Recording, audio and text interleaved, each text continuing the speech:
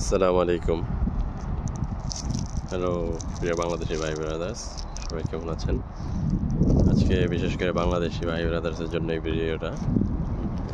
রিয়াদ প্রবাসী যারা আছেন সৌদি, তাদের পাসপোর্ট যারা বানাতে যান এবং যারা এম্বাসিতে আসতে চান, এই হলো সেই এম্বাসি। গুগলে Bangladesh embassy parking, car parking বলে সার্চ দিলেও আসে।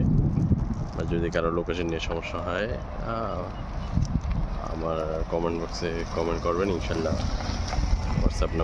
আপনার হোয়াটসঅ্যাপ নাম্বার দেবেন, ইনশাল্লাহ লোকেশন দিয়ে দেওয়ার চেষ্টা করব। আসছিলাম আরও একবার 2 মাস আগে পাসপোর্ট বানানোর জন্য আবেদন করছিলাম। তখন ছোটোখাটো একটা ঝামেলার জন্য আবার ফিরত আসতে হয়েছে, এখান থেকে ক্যান্সেল করে দিয়েছিলাম, আবার নতুন করে আসছি।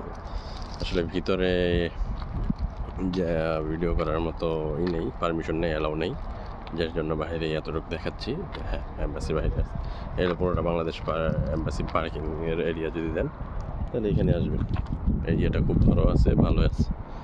হ্যাঁ, এম্বাসির ভিতরে অত গ্যাদারিংও নেই। এম্বাসির ভিতরে অত গ্যাদারিংও নেই।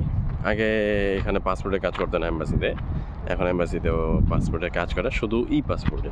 এমআরপি পাসপোর্টের এই অতটা করে না। এমআরপি পাসপোর্টে আপনার বাধা আছে, করে, এখানেও করে, যে করে না। আগের বার যে আসছিলাম তখন দেখছিলাম কিছু মানুষ আবেদন করছে নিচে। তো যাই হোক, এই যে দেখতেছেন বাংলাদেশ এম্বাসির পতাকা উঠতেছে। তো আশা করি দোয়া রাখবেন আজকে যাতে আমার হয়ে যায় এবং সব কিছু ঠিকঠাক মতো পেয়ে যায়। দোয়া রাখবেন। আসসালামু আলাইকুম।